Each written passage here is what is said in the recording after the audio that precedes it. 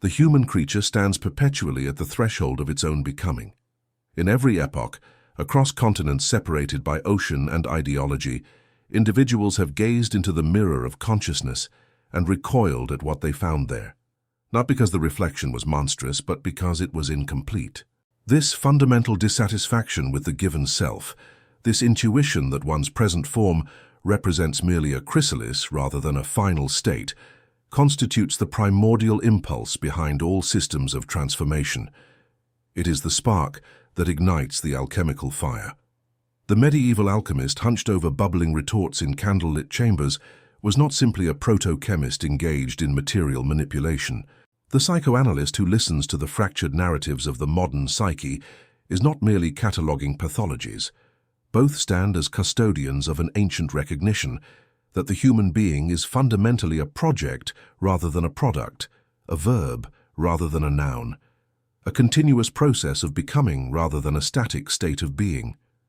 The language may shift from sulfur and mercury to ego and shadow, but the essential grammar remains unchanged. This recognition carries with it a peculiar burden. To acknowledge one's incompleteness is to accept responsibility for one's own transformation. The alchemical tradition, particularly as it evolved beyond mere metallurgical operations into the realm of spiritual psychology, understood this burden with remarkable clarity.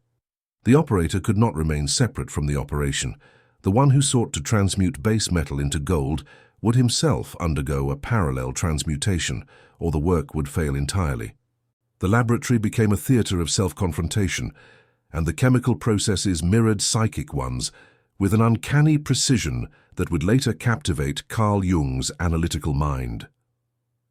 The solar serpent, that ancient symbol of the transformative fire coiled within matter and within consciousness, represents this very recognition.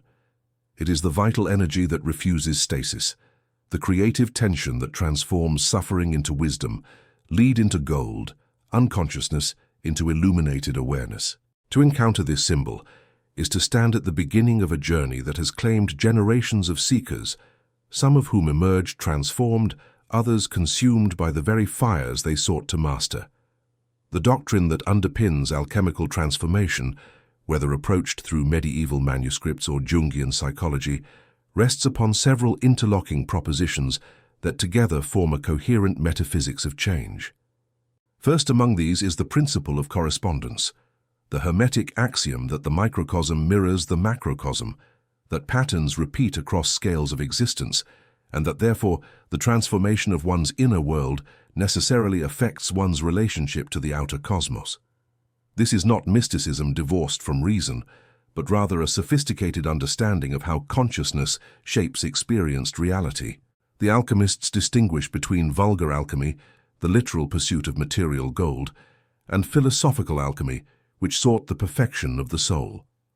Yet they insisted these were not separate endeavors, but different dimensions of a single process. The solar serpent, often depicted as the ouroboros consuming its own tail, or as a dragon coiled around the philosopher's stone, embodied this unity of material and spiritual transformation. It represented the prima materia, the original undifferentiated substance that contains all potential forms, and simultaneously the energia, the vital force necessary to actualize those potentials. Jung, approaching these symbols as a depth psychologist rather than a historian of chemistry, recognized in alchemical imagery a sophisticated map of the individuation process. The transmutation of base metals into gold became, in his interpretation, a metaphor for the integration of unconscious contents into consciousness, the transformation of neurotic suffering into meaning, the evolution from a fragmented psyche dominated by complexes into a more unified personality, centered around what he termed the self. The solar serpent became synonymous with libido, not in the narrow Freudian sense of sexual energy, but as psychic energy in general, the fundamental life force that could be channeled, transformed and refined through conscious engagement with one's own depths. The alchemical process was never conceived as linear or straightforward. The medieval texts speak of countless operations: calcination, dissolution, separation, conjunction, fermentation, distillation, coagulation, Each represented not merely a chemical procedure, but a psychological ordeal. To calcinate is to burn away the superfluous, to face the fire of suffering that purifies. To dissolve is to allow rigid ego structures to soften and flow, to release one's death grip on fixed identities. To separate is to discriminate, to develop the capacity to distinguish between what serves growth and what perpetuates stagnation. The solar aspect of the serpent deserves particular attention. In alchemical symbolism, the sun represents consciousness, clarity, the illuminating principle that makes hidden things visible. But this is not the harsh, judgmental light of pure rationality that seeks to eliminate mystery. Rather, it is the warm, generative light that permits growth, the awareness that can hold opposites without collapsing into one pole or the other. The serpent, conversely, represents that which moves through the earth, the instinctual wisdom of the body, the chthonic energies that consciousness too often seeks to transcend or deny. The solar serpent, then, embodies a paradox central to all authentic transformation, the union of opposites. It is both celestial and terrestrial, both conscious awareness and unconscious instinct, both the fire that burns away impurities and the vital force that sustains life. To work with this symbol is to engage in what Jung called the conjunctio oppositorum, the conjunction of opposites that produces a third thing, the philosophical gold that is neither the original materials nor a simple mixture of them, but rather an emergent property, a genuine novelty born from the tension between thesis and antithesis. The doctrine insists upon the necessity of the nigredo, the blackening, the putrefaction, the dark night of the soul, when all previous certainties dissolve, and one finds oneself in a state of utter confusion and despair. This is not a failure of the process, but an essential stage within it. The solar serpent must first descend into darkness, must allow itself to be dismembered and scattered, before it can be reconstituted in a higher form. There is no resurrection without crucifixion, no enlightenment without confrontation with one's own shadow. Modern psychology, in its more superficial manifestations, often seeks to eliminate suffering, to adjust the individual to social norms, to restore function without addressing meaning. The alchemical tradition, by contrast, understood suffering as the raw material of transformation.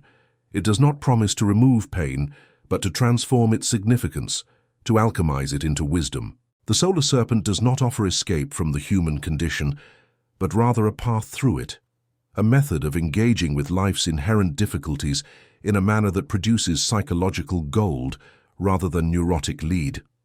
The journey of transformation guided by the solar serpent unfolds through stages that recur with remarkable consistency across traditions and individual experiences. These stages are not arbitrary impositions, but rather phenomenological descriptions of how consciousness actually evolves when it engages seriously with its own depths. To trace this path is to understand both the promise and the peril inherent in the work of self-transformation. The initial stage might be termed the awakening or the call. Something disrupts the somnambulistic drift through conventional existence. This might arrive as a crisis, a confrontation with mortality, the collapse of a relationship, the sudden meaninglessness of career achievements that once seemed important. Or it might emerge more subtly as a persistent sense that one's life, however outwardly successful, lacks depth or authenticity. The persona, Jung's term for the social mask we wear, no longer fits comfortably. One becomes aware of a discrepancy between the face shown to the world and some deeper, more authentic potential. This awakening is frequently experienced as deeply unsettling. The comfortable illusions that sustained previous modes of being begin to crack. The solar serpent stirs in its underground lair, and its movement sends tremors through the edifice of conventional identity. Many turn back at this stage, clinging to familiar patterns despite their inadequacy. The alchemical texts warn repeatedly about the necessity of commitment. To begin the work casually, as a hobby or intellectual entertainment, is to invite disaster. The forces one unleashes in genuine inner work do not respect half measures. Those who persist move into what the alchemists called the nigredo, the blackening phase characterized by dissolution and putrefaction. Psychologically, this corresponds to the encounter with the shadow, that aspect of oneself containing all the qualities and potentials that have been rejected, repressed, or simply never developed. The shadow is not merely evil in a conventional moral sense, though it certainly includes antisocial impulses and forbidden desires. More fundamentally, the shadow contains unlived life, capacities and energies that were sacrificed to the demands of socialization and ego development. To face one's shadow requires enormous courage and honesty. It means acknowledging that the image of oneself as purely good, rational, and in control is a fiction. It means confronting the ways one has participated in patterns of cruelty, self-deception, and cowardice. The shadow confrontation often involves a painful recognition that traits one vehemently criticizes in others are actually disowned aspects of oneself, projected outward to avoid internal acknowledgement. This realization can provoke profound shame and disorientation. Yet the shadow also contains vitality and creative potential. The solar serpent, descending into this darkness, discovers resources and energies that were inaccessible to the daylight ego. The rage that was forbidden might contain appropriate boundaries. The sexual desire that was repressed might hold the key to authentic intimacy. The ambition that was denied might fuel necessary self-assertion. The work here is not to eliminate the shadow, but to integrate it, to bring its energies into conscious relationship with the ego, rather than leaving them to operate autonomously in destructive ways. The subsequent stage, which alchemists termed the albedo or whitening, represents the emergence of new clarity following the confusion of the nigredo. This is not yet the final goal, but rather a purified state in which the gross contaminations have been burned away. Psychologically, this corresponds to the development of what Jung called the witness consciousness, the capacity to observe one's own psychological processes with some degree of detachment. One becomes less identified with passing states and more able to recognize patterns and dynamics as they unfold. This witness perspective is crucial but also dangerous if it becomes an end in itself. There is a temptation, particularly among those drawn to spiritual or psychological work, to remain in this purified but somewhat detached state. The ego, having survived the shadow encounter, may become inflated with a sense of accomplishment. One may begin to identify as enlightened or transformed, while actually remaining defended against deeper dimensions of experience. The alchemical texts speak of false gold, the premature crystallization that resembles the final product, but lacks its essential qualities. The genuine work must proceed to what alchemists termed the rubedo, the reddening phase associated with the full embodiment of transformation. This stage involves the integration not merely of shadow content, but of what Jung called the anima in men and animus in women, the contrasexual elements of the psyche that connect consciousness to the deeper layers of the unconscious. Beyond even this lies the encounter with the self, the organizing center of the total personality that transcends yet includes the ego. Throughout this journey, the solar serpent serves as both guide and goad. It represents the instinctual wisdom that knows the path even when the conscious mind is lost in confusion. It embodies the life force that continues to push toward growth even when comfort beckons. But the serpent is also dangerous. It bites as well as heals. It poisons as well as cures. The alchemical symbol of the ouroboros, the serpent swallowing its own tail, reminds us that this transformative energy is fundamentally ambivalent. It creates and destroys, gives life and takes it away. To work with the solar serpent is to enter into relationship with forces that cannot be fully controlled, only engaged with respect and awareness. The journey includes repeated cycles of death and rebirth. Each time consciousness expands to include new contents, the previous identity must die. Each integration of unconscious material requires the sacrifice of cherished illusions about oneself. The solar fire burns continuously, and each burning reveals new layers requiring transformation. There is no final state of completion in this life, no permanent arrival, only the continuous process of becoming more fully oneself, more fully human. The stages are not strictly linear. One may revisit the nigredo multiple times, each descent revealing deeper layers. The whitening may give way to renewed confusion as new material emerges from the unconscious. The entire process spirals rather than progressing in a straight line, returning to previous themes at deeper levels of understanding. The solar serpent moves in spirals, not straight lines, and those who follow its path must develop tolerance for the recursive nature of genuine transformation. What sustains one through these ordeals is not willpower alone, but a growing trust in the process itself. The alchemists spoke of the work as being guided by nature, that if one creates the proper conditions, the transformation will unfold according to its own inherent logic. Jung similarly insisted that individuation is a natural process, the psyche's inherent drive toward wholeness. The solar serpent represents this teleological dimension of psychological work, the sense that one is not imposing change through effort alone, but rather cooperating with developmental potentials that seek actualization. Yet this trust must be balanced with active engagement. The alchemical operation requires the operator's continuous attention and intervention. To simply wait passively for transformation is as futile as attempting to force it through will alone. The art lies in this delicate balance, maintaining enough conscious awareness to guide the process without controlling it so tightly that spontaneous emergence becomes impossible. This is the dance with the solar serpent, the cultivation of an attitude that is simultaneously active and receptive, willful and surrendered. Every authentic journey of transformation encounters a moment, or more accurately, a prolonged dark period, when the entire enterprise appears futile, when the suffering seems to serve no purpose, when the very ground of meaning collapses beneath one's feet. This is not merely a difficult phase to be endured, but rather a necessary crucible in which the final attachments to false certainties are burned away. The alchemists, with their characteristic blend of chemical and spiritual language, called this the mortificatio, the death phase in which the old self must truly die for the new to be born. This crisis differs qualitatively from the initial shadow confrontation. The nigredo involves painful recognitions about oneself, but it occurs within a framework where transformation still seems possible and desirable.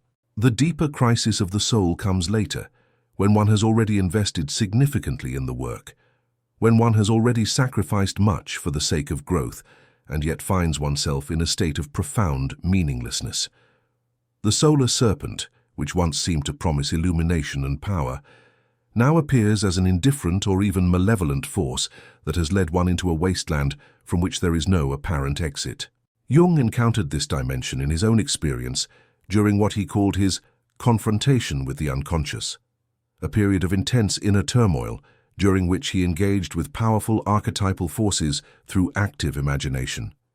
He recognized that the individuation process inevitably brings one face to face with what he termed the deus absconditus, the hidden or absent God, the confrontation with ultimate questions of meaning and existence that admit no easy answers. In this phase, all previous frameworks for understanding oneself and reality prove inadequate. The philosophical dimensions of this crisis deserve careful attention. It is not reducible to clinical depression, though it may include depressive symptoms. It represents rather a genuine epistemological and existential rupture, the recognition that the maps by which one navigated life are fundamentally inadequate to the territory. The assumptions that grounded previous meaning-making, whether religious faith, scientific materialism, humanistic optimism, or any other worldview, reveal themselves as provisional constructs rather than absolute truths. One stands naked before the abyss of not knowing. This is the domain that existential philosophers explored with such unflinching honesty. Kierkegaard's fear and trembling, Nietzsche's confrontation with nihilism following the death of God, Heidegger's analysis of anxiety as the mood that reveals the groundlessness of existence. These philosophical investigations map the same terrain that the alchemists symbolized through their imagery of putrefaction and dissolution. The solar fire here burns away not merely personal illusions, but the very structures of meaning that make coherent experience possible. What makes this phase particularly harrowing is the isolation it entails. One cannot adequately communicate this state to others who have not experienced it. Well-meaning friends offer advice or encouragement that seems to come from across an unbridgeable chasm. The social world continues its routines, but one feels fundamentally disconnected from the shared assumptions that make ordinary life possible. The alchemists worked alone in their laboratories for good reason. The deepest phases of transformation occur in a solitude that others cannot penetrate. Yet it is precisely here, at this nadir of despair, that the potential for genuine transformation ripens. The crisis of the soul serves a crucial function. It strips away all inauthentic motivations for the work. When transformation no longer promises relief from suffering, when spiritual growth no longer offers enhancement of the ego's power or status, when even the goal of wholeness or individuation loses its luster, what remains? Only the naked fact of existence itself, the simple persistence of awareness even in meaninglessness. The alchemical texts contain curious instructions about this phase. They counsel patience above all, the willingness to remain in the state of dissolution without premature attempts at resolution. This is counter to every instinct, which urges escape from suffering through any available means. But the texts insist that if one abandons the work at this point, if one seeks refuge in conventional comforts or distractions, the previous suffering will have been wasted. The goal that is near at hand will remain undiscovered. Jung articulated a similar principle through his concept of holding the tension of opposites. When consciousness can resist the pressure to collapse into one-sided solutions, whether regressive return to previous identities or manic flight into false transcendence, a third possibility emerges spontaneously from the unconscious. This is not something that can be forced or predicted, but rather something that happens when the proper conditions are maintained. The solar serpent, having descended into absolute darkness, begins to generate its own light. This self-generated illumination differs entirely from borrowed or imposed meaning. It arises from within the crisis itself, rather than being applied from without. One does not overcome the crisis by finding new beliefs to replace the old, but rather by discovering a mode of being that can sustain itself without the certainties that previously seemed necessary. This is what the existentialists pointed toward, with their emphasis on authentic existence, a way of inhabiting one's life that does not depend on external validation or metaphysical guarantees. The crisis also reveals the limits of the ego's sovereignty. One discovers through painful experience that consciousness cannot will its own transformation, cannot force the psyche to yield its secrets, or compel the unconscious to cooperate with conscious intentions. This recognition, while humbling, opens the door to a different relationship with the depths, one characterized by listening rather than commanding, by receptivity rather than aggression. The solar serpent cannot be conquered or controlled, only engaged with in a spirit of mutual respect. What emerges from the crucible of existential crisis is not a triumphant ego enlarged by its accomplishments, but rather a transformed relationship between consciousness and the totality of the psyche. The result of genuine alchemical work, whether undertaken in a medieval laboratory or a modern consulting room, is not the creation of gold from nothing, but rather the revelation of gold that was always present but hidden, obscured by the dross of unconsciousness, defense mechanisms, and false identities. The solar serpent, having completed its circular journey, reveals itself as the very principle of transformation itself, not separate from the person undergoing change, but identical with the deepest creative potential within the psyche. This integration, what Jung termed individuation, manifests as a subtle but profound shift in how one inhabits existence. The desperate seeking that characterized earlier stages gives way to a quality of presence that can meet experience as it arises without constant reference to how it matches one's desires or fears. This is not resignation or passivity, but rather a kind of active acceptance that sees clearly without flinching, that embraces reality without needing it to be other than it is. The individual who has undergone this transformation carries a particular quality, a groundedness combined with flexibility, a clarity that does not harden into rigidity. The practical manifestations are often quite ordinary. One may not exhibit dramatic spiritual powers or mystical states, though these are not excluded. More commonly, there is simply a greater capacity to be with what is, to feel emotions fully without being overwhelmed by them, to think clearly without being imprisoned by thought, to act decisively without attachment to outcomes. The neurotic suffering that previously consumed enormous energy diminishes, not because problems disappear, but because one's relationship to difficulty itself transforms. What Jung called the transcendent function becomes available, the capacity to hold opposites in consciousness until a third possibility emerges. The integrated individual retains access to the solar serpent's energy, but is no longer identified with it exclusively or controlled by it unconsciously. The relationship becomes more dialogical, more mutual. Instinctual energies that previously erupted in destructive or self-sabotaging ways now flow in channels shaped by conscious awareness. Simultaneously, consciousness itself becomes less rigid, more permeable to insights from the unconscious. There is a fluidity, a circulation between conscious and unconscious contents that enriches both. This does not mean the end of struggle or the achievement of permanent bliss. The alchemical texts are clear that the philosopher's stone, once achieved, must be continuously tended and renewed. Similarly, individuation is not a state achieved once and for all, but rather an ongoing process. New contents continue to emerge from the unconscious. New dimensions of the shadow require integration. New life circumstances demand new adaptations. But the quality of the struggle changes. It becomes less desperate, less self-destructive, more creative. One paradoxical quality of genuine integration is that it often makes the individual less rather than more conventional. Having worked through the projections and false identities that previously shaped behavior in accordance with collective expectations, the individuated person becomes more genuinely themselves, which means more eccentric, more unique, more irreducible to category.